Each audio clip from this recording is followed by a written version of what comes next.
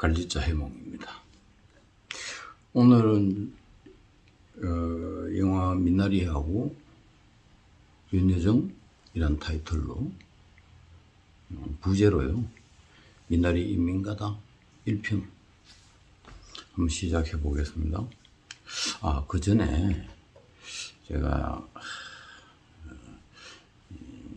닉네임을 갈지자 해몽이라고 정했고, 나름 이상한 변명 같은 걸 갖다 대가지고 이렇게 했다 얘기를 했었는데, 오늘 생각해 보니까 말로 쓰는 책이 어떨까, 한편으로는 그 생각도 해봤고요. 그러다가 주제 넘게 내가 무슨 책을 쓰나 싶어서 관뒀습니다. 바로 시작하기 어색해서 한번 얘기해 본 거고요. 갈지자 해몽입니다.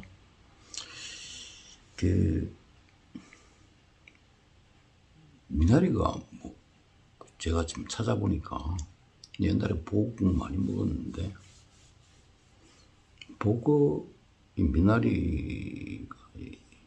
보거가 독성이 있잖아요. 그 독성을 없애주는 그런 역할, 그런 기능이 있다 그래서 그런가 보다 먹으면서도 몰랐네 싶었는데, 바로 이 미나리입니다. 근데 지금 제가 이렇게 뒤져본 보고의 독성을 지우는 그런 나물이다 하는 거하고는 아무 관계가 없습니다. 영화에서 외할머니가 미국에 들고 간 씨앗이 미나리 씨앗입니다. 그래서 그걸 가지고 가서 딸내에 있는 뒤에 어디 개천 같은데 땅 위에다가 그냥 툭 심어 놓거든요.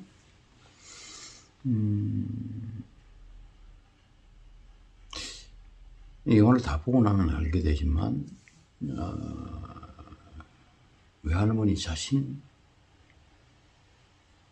상징하는 그런 이미지로 또 드러나고, 그 이미지는 뭐냐면 일종의 우리 민족의 끈질긴 생명력하고 관계가 있습니다. 그래서 외할머니하고 미아리하고는 정서적 동일체로서 영화의 마지막에 강하게 여운을 남기는 끈질긴 생명의 힘? 그걸 보여주는 이미지로 감독이 들고 나왔다, 이렇게 보여집니다. 근데 제가 보기에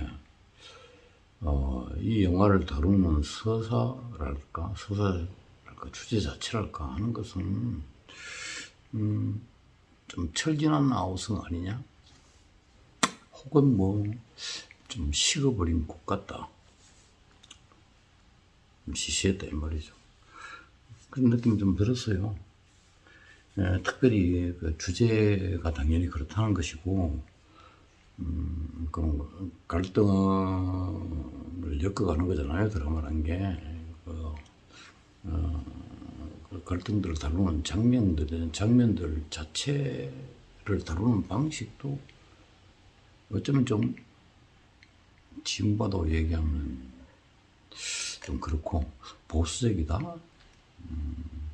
옛날 우리 이민 1세대를 다루는 거라서 그런 방식으로 접근했을까? 질문을 해보게 됐디다. 제가 이렇게 영화를 보기에, 앞으로 제가 영화 얘기를 하게 되면, 앞 영상이 처음에 제 소개를 할 때 그랬다시피,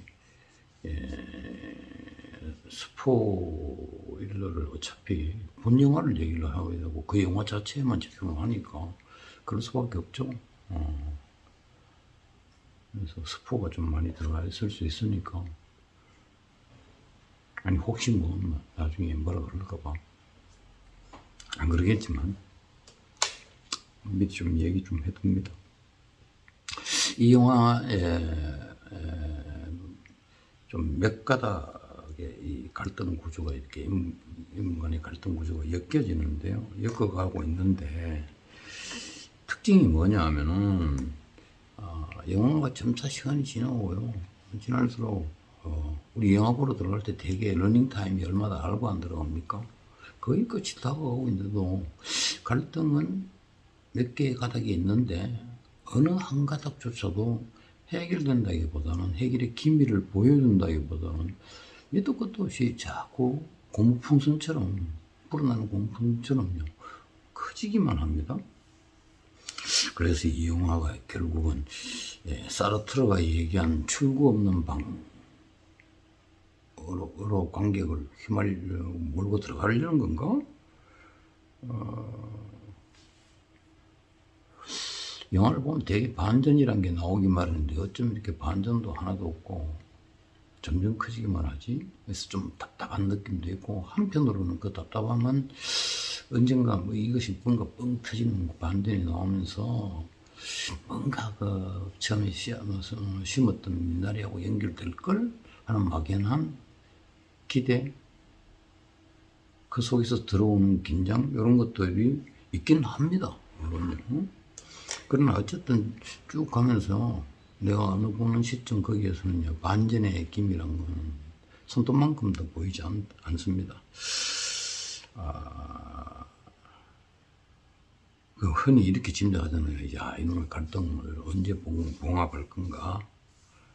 어떻게 하면서 이게 긍정적 시그널을 던져주지, 혹은 안 던지더라도 예상하게 해주지, 그렇게 끝내야 될 거 아니에요. 이런 류의 영화란 게 그런 거 아닙니까? 희망을 주지 않는, 최소한의 여운도 남지 않는다면, 이런 류의 영화는 관객이 분노를 사기 마련이죠. 그러니까 당연히 기대하게 된다, 이 말입니다. 근데요, 역시나 아니나 다를까, 이 영화에서 딱 한 번에 괄목할 만한 반전이 터져 나옵니다. 그것이 바로 불난거죠. 화제인데요. 반전은 딱히 이 화제 할머니가 부르는 거죠. 불씨, 외할머니가 죄인이죠. 그러니까 불이 나게 만들었는데 더 깊숙한 얘기는 못하겠습니다만 화제 자체가 반전이라기보다는요 반전의 기미, 반전의 기운을 줬다. 그래서 정작 딱 한 번밖에 없는 반전은 이 화제에 대한 지금까지 갈등을 엮어오던 인물들의 반응들에 있다. 이렇게 보여줍니다. 지금쯤 갈등의 핵심을 좀 짚어야 되겠는데, 첫 번째가 부부 갈등이 있고요. 두 번째는요, 외할머니와 손자의 갈등이 있습니다. 글쎄 제가 보인 건 그거였어요. 그런데 이 반전을 처리하는 방식이 깔끔했어요. 이 영화 전체의 길이 반전 없이 계속 커지는 풍선처럼 커지는 이 갈등에 비해서 반전 자체 인물들의 반응은요 굉장히 경제적으로 몇 개의 컷으로 아주 간략하게 심플하고 신선하게 여타의 어떠한 설명도 없이 간결하게 딱 끝을 맺어버립니다. 그러니까 공풍선에다가 커지는 공풍선 2개에다가 바늘을 갖다 댄 것 같은 느낌이 들어요. 그래서 갈등이 봉합됐다는 것을 알려주는 게 아니라 갈등이 봉합될 수 있다는 가능성, 그 갈등의 봉합의 가능성은 당연히 미래의 희망을 넌지시 암시하는 거고, 그것이 제일 마지막에 어디로 연결되느냐, 외할머니가 처음에 와서 심어놨던 미나리가 제일 처음 보여주고 안 보여주다가 마지막에 한 번 더 보여주는데 이미 혼자서 알아서 자라가지고 있거든요. 이쯤 되자 아까 제가 식어버린 국 같다 그랬는데 국이 슬슬 데워지는 느낌이 드네. 주제 자체에 좀 보수적인 철진한 어떤 아우성, 그런 것 같은 느낌이었는데 그럼에도 불구하고 뭔가 좀 데워진다는 느낌이 드는데 이거는 무엇보다도 거기에서 그랬습니다. 마지막 장면을 굉장히 마지막에 그 화재가 난 이후를 간결하게 굉장히 잘 처리했어요. 보시면 알겠지만 그런데 우리 국은요 좀 풀풀 끓여야 맛있잖아요. 미역국은 뭐 적당히 데워가지고 별로 맛이 없지 않습니까? 아니 뭐 더운 여름이야 뭐 차게 해가지고 먹는 게 맛있겠지만 일반적으로 근데 여기 말하자면 그런 역할을 하는 그런 기능을 하는 인자가 하나 있는데 제가 지금 얘기하고 싶은 게 실은 이 얘기인데요. 윤여정 선생님이 외할머니 역할을 맡았죠. 연기입니다. 탁월했습니다. 드디어 풀풀 끓게 만드는 힘이 있었다. 연기가. 뭐가 그랬는데? 그건 다음 영상에서 제가 좀 정리해서 얘기하도록 그렇게 하겠습니다. 맞죠? 갈지자입니다. 그래서 비틀거리면서 걷네요. 책은 무슨.